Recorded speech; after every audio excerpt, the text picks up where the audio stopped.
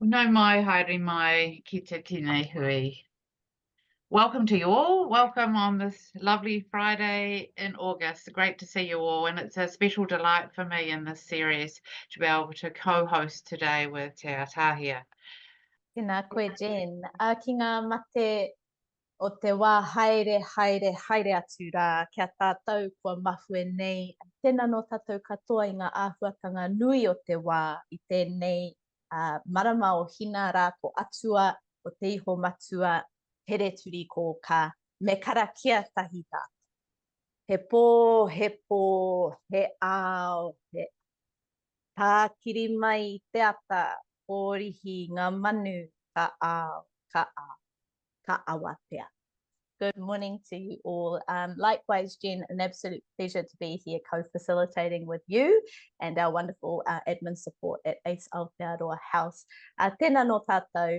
What we are going to do now, tātou mā, just to really manaaki you in this whakapuaki space, this space of introductions, is to invite you, if you haven't already, to let us know who you are, kei hea koutou, where you are in the motu, and who you may be representing in the chat. Jen and I, for about 30 seconds, are going to just put ourselves on mute so that we can get into the chat and acknowledge your presence here today before we then further introduce ourselves. Kia ora. I'm just looking in there at the moment, Jen, and we've got representation from all over the motu. All the way down to the south, all the way up to Te Nota. Wonderful. Please bring your mihi into this space. We are constrained with time and we have a lot to get through. So thank you. Thank you for being here. It is a wonderful way to start our morning, to be here within our Ace Whānau and Embrace. Please make sure you are comfy. And this is our chance just to give you a little bit of a mihi from us. Nō reira, tēnā no tātou. Ko rangi tāne ko ngā tika hungunu ki Wairarapa ngā iwi, he tātai whakapapa hoki o ku, ki te arawa waka, ngā ti tūwhare toa, tū pourangi ngā ti wāhia, ngā ti whakaue te roro te rangi hoki, he tātai whakapapa no tōku ki ngā ti ira, ngā ti porou, ko te atahia, hurihanga nui tōku ingoa. Most of you will know me as Tāhia. I am the founding director of Reorua Limited, a Māori language education consultancy business. I'm also an educator and facilitator for Ace Aotearoa and have been doing so for about 6 years. I have many interests. Most of them come within the spheres of the arts or education, and in particular language knowledge transfer. And I will now pass them here over to you, Jen. Kia ora. Tēnā koe Tāhia, ko Jennifer Leaho. I'm based at, hei kaimahi aho ki Ace Aotearoa, me ako Aotearoa. So I'm based here at the University of Canterbury in Ōtautahi. And a special welcome to those of you I see here from Arapotama, the Department of Corrections. You see I've done 12 years working in the prison system, but also a lot of work as well in various tertiary institutions and of course community. Done some work with the Literacy Aotearoa too, so welcome to those of you who are here. Great to see such a lot of you here today. So as you know, today's session is around cultural connections and around equity in teaching, and of course it feels like we've really bitten off quite a lot to cover, so please excuse us if we really don't go into a lot of depth. Both Tahi and I have had to cull a lot of our ideas to fit it into this 1 hour session today. And if it's so, I guess we just want to make sure that we put lots of information in the references so you can go to them afterwards. You've seen some of them in the handout already, but importantly, it's a little bit of a chance for us to look at the ACE teaching standards, because that's what this series is based on. And so that's our kaupapa. There are our contents for today. So we'll be working very quickly through each of those, looking very quickly, as I said, at Te Tiriti, looking at Kawa, Whakaruruhau, looking at how to incorporate Te Reo Māori and Tikanga into our ACE practices, and a little bit at the end about reflection and discussion. So ACE teaching standards. So I have the joy of sharing what are the ACE teaching standards. So they are some standards that are available for you on the ACE Aotearoa website about checking in about how, are you a good tutor? And how do you measure yourself against some standards? So I won't go into detail, but just know that they are the guiding principle is the concept of ako, so whereby we're all learning from each other in a reciprocal way, and they're based on those three important values: rangatiratanga, manaakitanga, and whanaungatanga. So this session today comes from a new teaching standard. So it comes under the standard of knowledge, and it's a brand new indicator 5.2, forming strong relationships with hapū to ensure equity and cultural responsiveness in teaching. I just want to add here that we may be revisiting some of the wording of that indicator, because we just want to make it perfectly clear what that means for all educators. So at the moment it's that wording, but look out for some new wording perhaps at the start of 2025. It's probably worth noting too, Jen, that while the wording may change, its intent and purpose will remain, and so too will its integrity. I will have the privilege of joining that group for some robust discussion, and to note that it's never static, it's something that needs to be brought to life and needs to be made meaningful in all of the different spaces that we are moving in, whether that's in our personal lives or in our professional capacity. So thank you, Jen. I'm just going to jump in here and do the scale rating. Oh, ka pai, kia ora. Yeah. So just before Tahia shares some fabulous new information with you, as you just saw quickly on the screen there, can you grab yourself your phone or a piece of paper and write down for yourself now where you rate yourself on a scale of 1 to 10 as far as your own knowledge about our kaupapa today, about our content. So take a minute to rate yourself on that scale. Where do you sit between 1 and 10? No one else needs to see it, but it's just something for yourself, because we will ask you at the end to revisit that. But just how you think you're going as far as your journey around cultural connections and equity in teaching. While we're on the topic of reflection, Jen and I, for a very long time, have been sitting on the number of resources and references available to us in terms of how to cram into 1 hour as much scope, but to not overwhelm you at the same time. So the balance has been pretty tricky. And this is a pilot of hopefully many workshops to come in this space. But to really anchor ourselves within the wording of the standard, but also in the wording that comes from one of our 2 founding documents, Te Tiriti o Waitangi. We have brought along a resource from treaty people, Tangata Tiriti. Some of you may be familiar with this wonderful organisation of educators who travel around the motu every year sharing their knowledge of our history. And it precedes Te Tiriti o Waitangi. It goes back as far as the early arrivals of our Māori tūpuna, as well as our Pākehā ancestors. And so it's really important that to continue our kōrero today, we start to discuss the terms of reference. We are going to ask you now for 5 minutes to break out into smaller groups, to interact with one another, engage in conversation, and try and see together collectively if you can match the terms on the left, all relevant terms to Te Tiriti o Waitangi and to us as tangata of these lands, to the correct description or definition on the right of the page. Now, you will note there are only 1 match per term. There may be some that conflict or confront. Have a little kōrero, reflect, and then we'll bring you back in and we will reveal the correct matchups and alignment. So I'm going to move through to the next screen. Really want to highlight that at the end of our PowerPoint, you will have the reference link right into the resources from treaty people, including the handout you've just seen. This one here is one I've created myself with the correct alignment.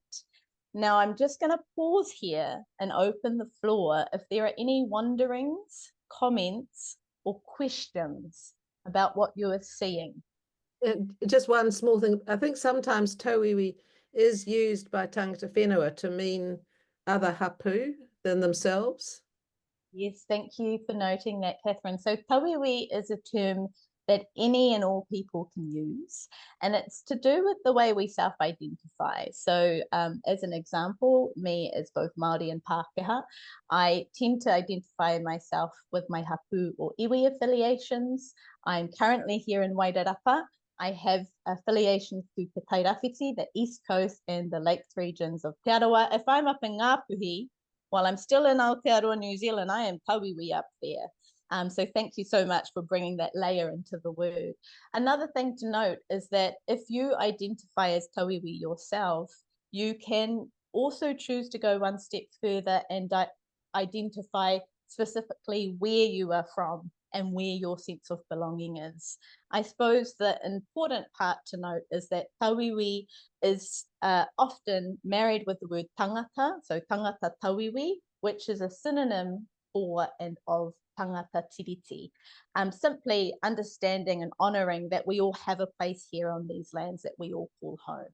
The last thing I want to weave into the kōrero is just to reference the great Moana Jackson, Pa Moana Jackson, who was a wonderful rangatira of Ngāti Kahungunu, a leader as both a lawyer and a linguist. He likes to talk about always remembering the root words of hapū and iwi. Hapū actually means the swelling of life, which is why we give the term hapū to a pregnant woman, to someone who is about to birth child.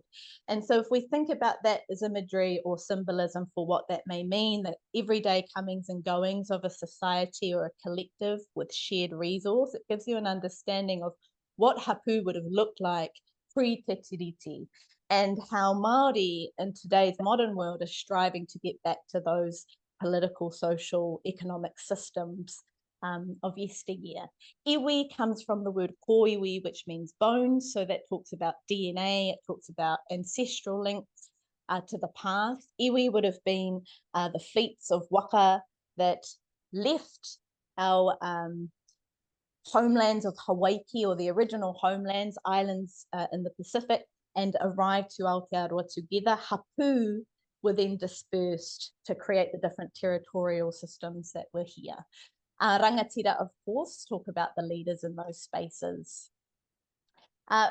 Fava has just put into our chat a question: is it correct if we say tauiwi is referred to those who are non-Māori? Absolutely, that's an appropriate way to think about tauiwi.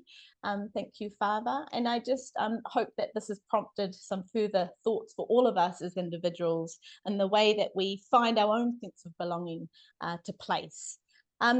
The last thing I want to bring your attention to is just to, again, have this in the back of your minds as we move through some of the examples Jen and I are going to share in terms of the way we practice cultural safety and culturally responsive teaching practices in our environments, is that all of the language that you've just seen and all of the language in our standards, including the word hapū, the word rangatira, the word rangatiratanga, come directly from Te Tiriti or Waitangi. So I've just pulled out an excerpt from the preamble here. What you're seeing on the left is Te Tiriti or Waitangi, the original confirmed version. And you'll see I've italicized rangatira, hapū, rangatiratanga, all words in the preamble, which of course have continued from the earlier founding document, He Whakaputanga, which in 1831 was a discussion between rangatira or representative leaders of Aotearoa, New Zealand, who then sent a letter directly to the head of the Crown of England at the time, King William IV, asking the king if there was some way that we could have our sovereignty here in Aotearoa, New Zealand, confirmed to te ao. That, of course, was then woven into the articles of Te Tiriti, and here we are today. What you're seeing in front of you now are some suggestions from Tiriti education leaders in Aotearoa. The first couple of bullet points are recommendations, suggestions gifted to us by Apiraha Mahuri Hanganui, my brother in the picture there with my father. They co-facilitate anti-racism, cultural competency and cultural safety education in various spaces, both in the public sector and in the private sector. And they have collated over many, many years the recommendations that tend to work the best in their professional analysis. And those are two, just to kind of get us thinking on a larger zoomed out level. So if you are an ACE manager, if you are a program coordinator, these are two things you may want to consider. Your organization making a formal commitment to implement a Te Tiriti o Waitangi implementation plan. And this might be based on the wording in Te Tiriti, or more importantly, might be injected into the policies and actions of the operations of your organization. And to go one step further, that it needs to actually happen before our people make their way into those spaces, that we need to apply that in the job descriptions and the job advertisements as an expectation, so that people are coming in knowing where they stand in terms of their whakapapa, their foundation, before then applying themselves to those roles. A kia koe, Jen, o te tangata tiriti kone. I just want to acknowledge Catherine Peat, who's joined us today, because actually Catherine Peat is a very important and significant member of Network Waitangi o Tautahi. And in the reference list today, we have put the link to Network Waitangi, who provides lots of face-to-face and online resources. So for those of you who don't live in Ōtautahi, know that they, as a group, have shared their resources for you all, and there's some fabulous ones there. I've put a slide at the end so you can get a sense of a couple of the posters, and a lot of that is free and downloadable. So I just wanted to mihi to you, Catherine, and to thank you and your organisation for your generosity always in sharing your resources and leading in many respects for a long, long time this kōrero. There are others, of course, that we can't acknowledge, but we have tried to in the reference list, and one that also comes from Ōtautahi. It's not a bias. I'm sorry. I'm not really just favouring those who come from this region, but Paulina, woven in my family to the kōrero. Yeah, well, so you're yeah. safe, I think. Yeah. We're even. So Paulina Tapu and I has a business called Flying Geese, and you're welcome, of course, to look at the links for that. And within that, she does a lot of treaty training herself, and has provided a one-sheet 17 habits. And here we're not going through all 17, but we do have a few of these now that we're just going to highlight for you. So I appreciate that there's a lot of reading today and not as much interaction as Tahir and I prefer, but we are trying to cover quite a bit in this short hour. But we were wondering now if you would like to have a look at those three there and think about which one of those three you focus on a lot and which one you'd like to work on more. So we won't ask you to disclose, because it would take too long, I'm sorry, with 34 of you online, but it's just for your own learning. Are there some things in those three that you could work with? Are you doing that? Are you educating yourself? Are you honouring? Are you promoting? It's just part of a reflective question there, and then we'll move on to some more on the next screen. So here are four more. We've highlighted the ones that are around engagement. So I know many in the ACE sector are working really hard for the first one, acceptance and embracing protocols. I like that next bit, trying not to colonize them with my own protocols and beliefs. So that's really being aware of them and being conscious of our unconscious bias. And it's a tough one because it creeps up all the time, I find, for myself. We're all only human and on a journey of working on this, I find.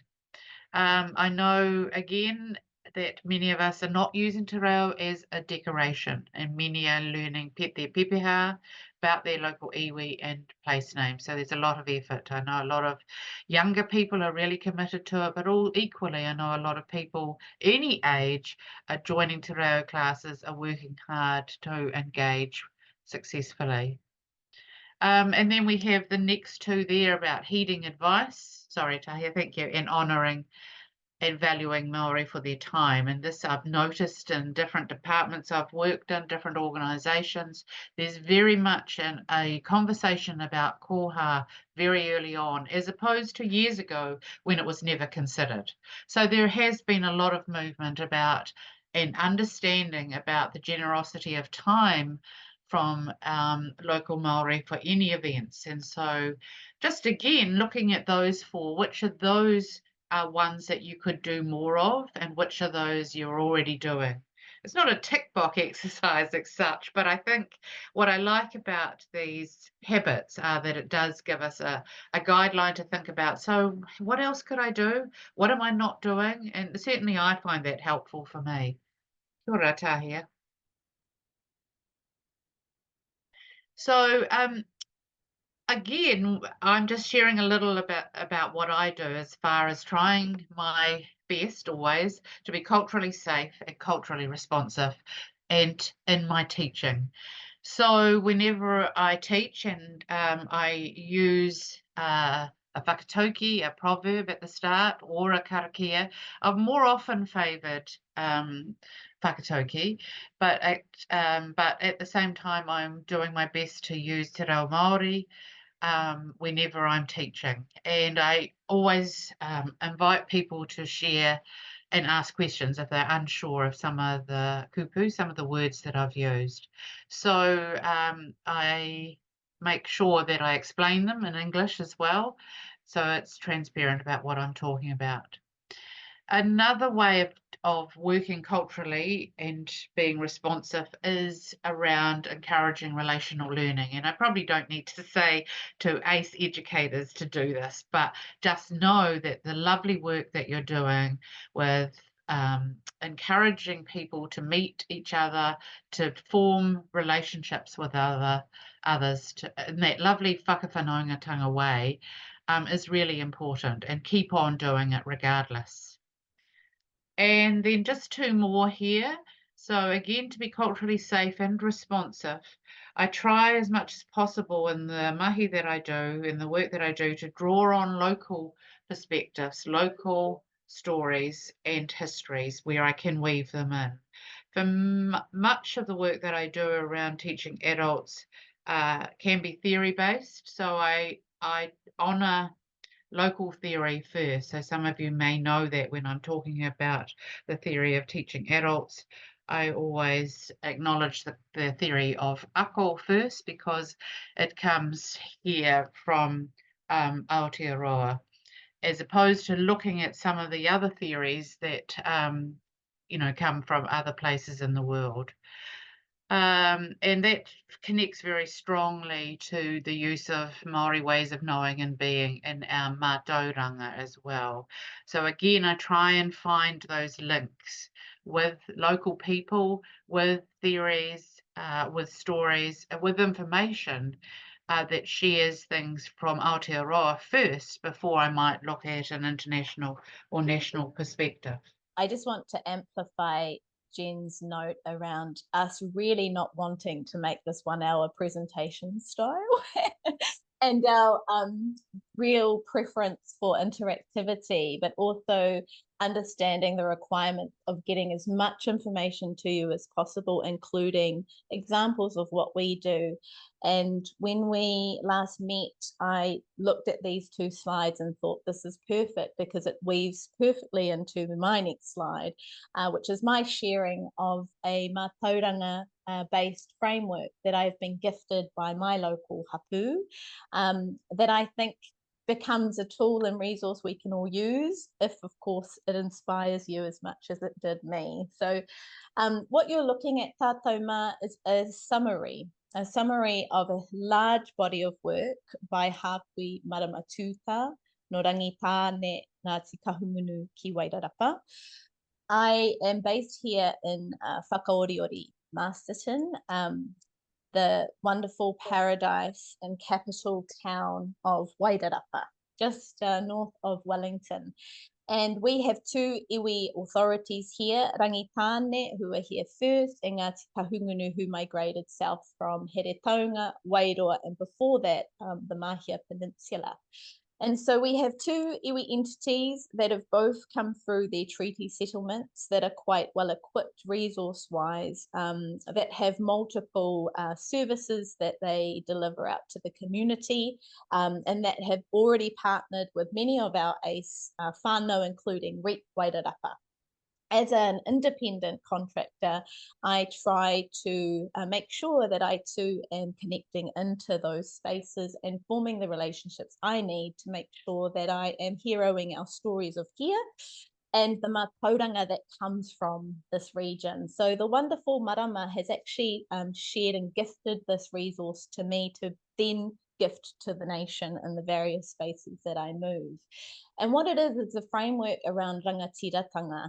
Many, many moons ago, a couple of generations ago, marama was a young woman at Te Wānanga, and she was studying her master's thesis and writing a body of work that was to be published and become kind of a book or a module that we could all source mātauranga from. What it was based on were the writings of Moihi Te Mā Torohanga, Nepia Po Huhu, and other tohunga that the whatohoro jury wrote down and then turned into scripts that would become forevermore mātauranga reported in written form. One of the first of its kind after centuries of oral traditions and knowledge transmission. She read through them all and she started to recognize that there were 8 main attributes that all rangatira spanning centuries are shared, whether they were male, whether they were female, whether they were older, younger, rangatira, all rangatira shared these 8 attributes. And she's just defined them in a really simple summarized form here in front of us. And what she likes to encourage us to all think about is how we can become the rangatira in our spaces. She notes that rangatira isn't just about leadership, isn't just about autonomy and self-determination, but it's really important that we think about the root words ranga or raranga, from weaving, and tira, a large group of people. How can we best weave a large group of people together? And we apply that to our context. So in an ACE environment, as an educator, this might be how we can be the rangatira of the space when participants and learners walk into that space. As a mama, it might be, how can I be the rangatira of my whare? As a community leader, how can I be the rangatira of my hapuri, of my rohe? And so I'm just going to quickly read through the 8. You can see them on the screen, but using the language that I've applied as an educator in the ACE environment. So for me, growing, providing kai, you know, if we reflect on that, once upon a time that would have physically, literally meant a mara kai that developed lots of seasonal goods that we were eating, following the maramataka, the indigenous time systems. But for me, that's about the provision of the quality of my kōrero, the quality of the content that I'm bringing into my education space. Number 2 for me is about me recognizing my rohe, my specific geographic location, knowing the area and knowing also the system that I am part of as an ACE educator. Who are my funders? Where are the resources coming from? And always making sure that I am coming along to workshops like these to always develop professionally. Number 3, self-explanatory. I think that's around us and our authentic selves and showing up authentically as educators in our ACE environments. Number 4, again, this would have been quite specific to actually building a whare once upon a time. I'm using a hammer, don't know why, they probably wouldn't have used hammers back then, but you get the gist. For me, this is about co-designing the learning space with my learners. How are we going to feel safe enough to engage, to interact, and to do that, feeling culturally safe and embraced? The waka, the carrier, the vessel number 5 is about me outlining really clearly what their pathway of learning is. What are our outcomes? Where are we heading towards? And being able to communicate effectively.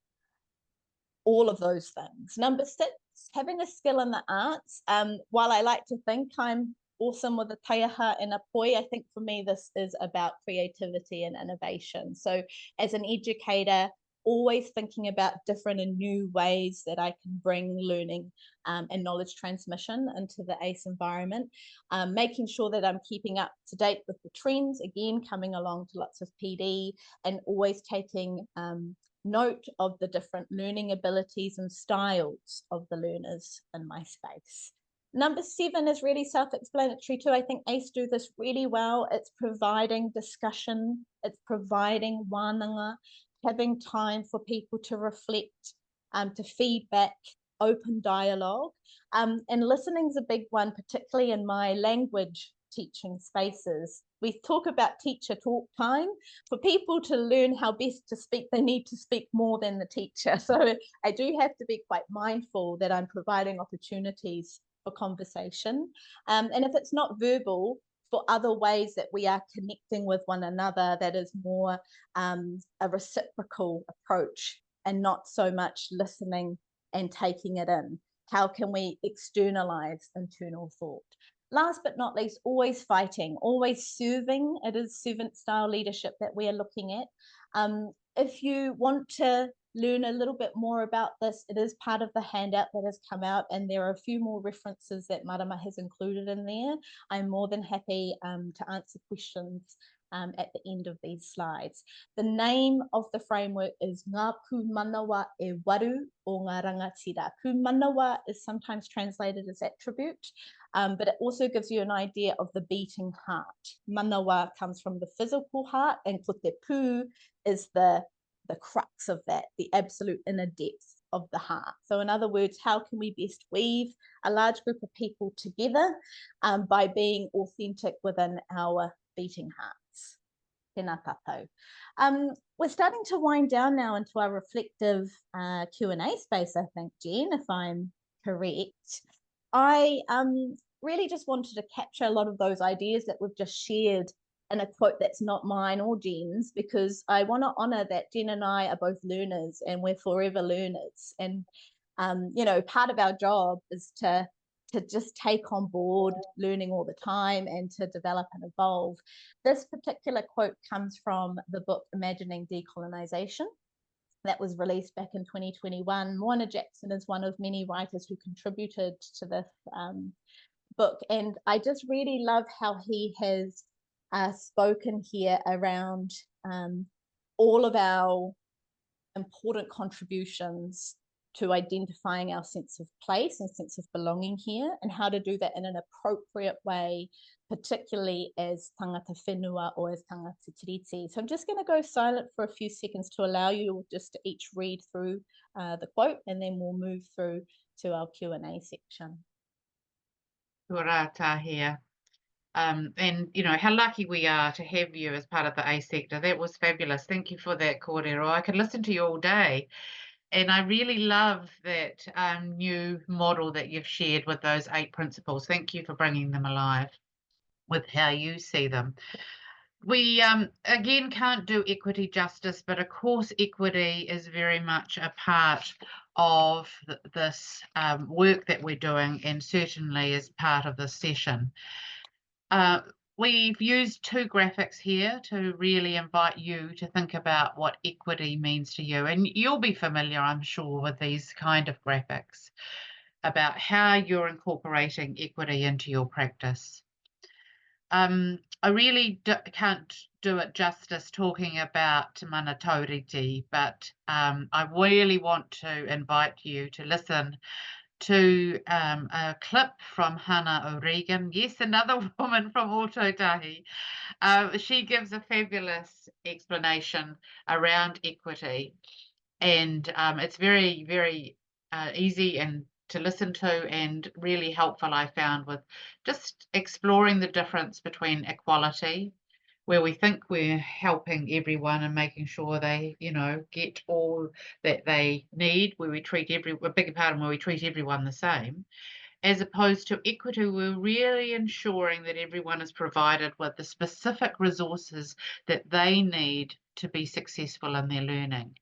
And this graphic is new to me, but I really appreciate the incorporation of a person with disabilities there, who, as you can see in the graphic, is being given the tools that they need to ensure that they can learn as well as possible. So again, we can't do this justice, but I just wanted to make sure that we identified those issues.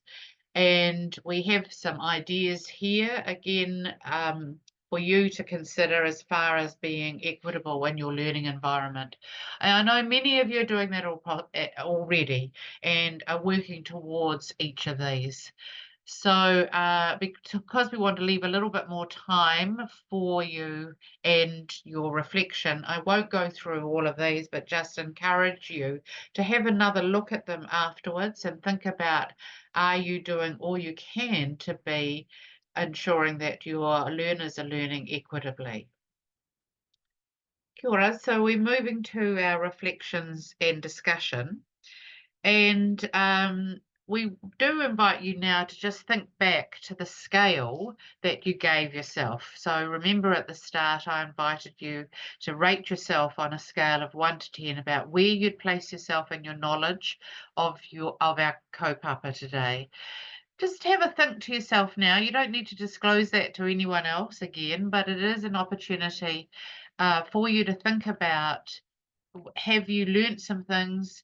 And what is the one thing now that you might do as a result of today's session? What is one thing that you will do? The essence of this is that you have a chance to reflect on your own learning today and think, what is it that I'm going to follow up with? What link has appealed to me? What kōrero, what word that Tahira or myself shared, or ideas will you think about and incorporate into your own teaching? We'll just give you a minute in case you have I just any. noticed, Jen, Faber's put in and shared with us, thank you so much. Learn my pepeha and feel more confident about it. Yeah, I think that's a really lovely stepping stone. It's certainly easier to build rapport and relationship with others when we're so comfortable in who we are and our authenticity. And I think no one can teach you who you are and where you come from. Only you can do that. But it's also a really enriching journey. It's full of grief. It can bring up all sorts of other emotions, but when we move through those emotions, we can become quite settled, and that's kind of the condition we want to be in when we are approaching other ways of thinking, other ways of being. And that's certainly something I would encourage all of us to do individually before setting out and creating those professional relationships with the likes of hapū, etc. I just wanted to note, Jen, I forgot to mention earlier, while the aspiration for tangata whenua, Te Ao Māori, is to go back to a hapū-based kind of setup, if you like, system, it is really important that we understand in many of our regions, hapū are not yet ready to provide support and guidance, etc. So to always ask questions, to be curious, to understand that it may be the post-settlement government agencies or entities that you're going to begin with, to understand who are the rangatira, who are the kaumātua, who are the tohunga, the holders of knowledge in our space. How can I best help them, support them to then have the reciprocal knowledge transfer process begin? On that, because it's reciprocal, Jen, I noted you put in the theory of ako. Did you want to expand on that a little bit? Oh, yes, I just quickly, I hadn't actually mentioned the research, or the important and significant research from Aotearoa Rangamārie Rose Perry, so I hadn't mentioned her name. I just wrote it in there. So if people want to explore that more, that theory, certainly get in touch, or look, I can send you some more information about that. Thank you. that rangatira of ours who passed just a few years ago has her mātauranga injected into various spheres. If you are familiar with the ECE space, early childhood education, she kind of created the resource which is Te Wheke, part of Te Whāriki, which is our founding curriculum for our ECE teachers and educators. So an absolute wonderful wahine and knowledge sharer. I can just see that there's a question directly to me. There are two founding documents here. Thank you. So in 1840, we had Te Tiriti o Waitangi, but before Te Tiriti o Waitangi, in October of 1835, there was He Whakaputanga. He Whakaputanga was the Declaration of Independence. From a Māori linguistic point of view, we prefer the word the emergence. So the emergence was a document that 34 rangatira Māori signed alongside James Busby as representative of King Williams IV, or the Crown at the time, to really kind of declare to the world beyond our shores here that the full sovereign powers and authority of these lands were with rangatira Māori, were with the Indigenous peoples of Aotearoa, New Zealand. That then was reaffirmed. So Te Tiriti o Waitangi is a reaffirmation or confirmation of that sovereignty with rangatira. So it's really important that whenever we're dealing with Te Tiriti, we think about Te Tiriti before 1840, because it was a kind of part B to a very long discussion between Māori and the Crown at the time, and recognising that Māori had really strong relationships directly with the Crown for many, many years before the signing of Te Tiriti. When I was working as a teacher of English language, so in the TESOL, TEFL spaces, you know, at times I would be working alongside people from maybe 50 to 60 different ethnic backgrounds, ancestral backgrounds beyond the shores of Aotearoa.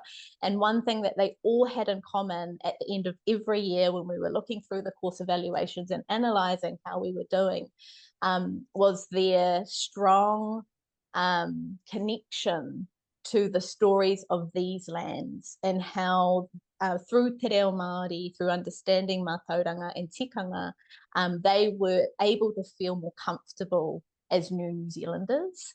So that's just a nice little note from our tangata tiriti tangata, you know, o whenua care of other places, that it becomes a vehicle, a medium to really become better as individuals or as a collective. So it's always nice to have this chance to encourage each other to do so.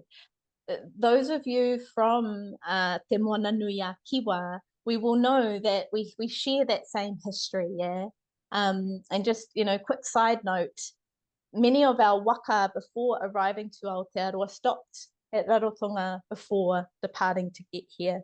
Thank you so much, Tahia, for sharing so much of your knowledge. Thank you. Tēnā no tātou. So we started our session with a whakapuaki, which means to unearth, to begin, to create space. And we really wanted to make sure that you all felt acknowledged within this space, even if we couldn't interact as much as we would like. Hopefully we will be crossing paths again in the near future. So now that we've done that and we have shared in the tapu, or the sacredness of knowledge transfer and the learning process, we whakakapi.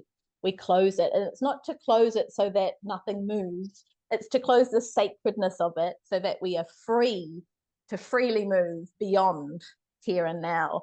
Whatever it is that you take from here, do make sure that you transfer it or transmit it to others. It might be your whānau, it might be your colleagues. It may take a few days to marinate, to digest, but once that happens, it only really comes to life if we then apply it.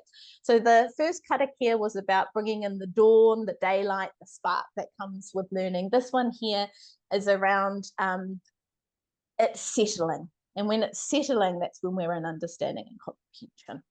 Unuhia te pō whiri marama tomo kia te ao whatu tāngata. Tātai ki runga, tātai ki raro, tātai ahorau, haumie huie. Taiki.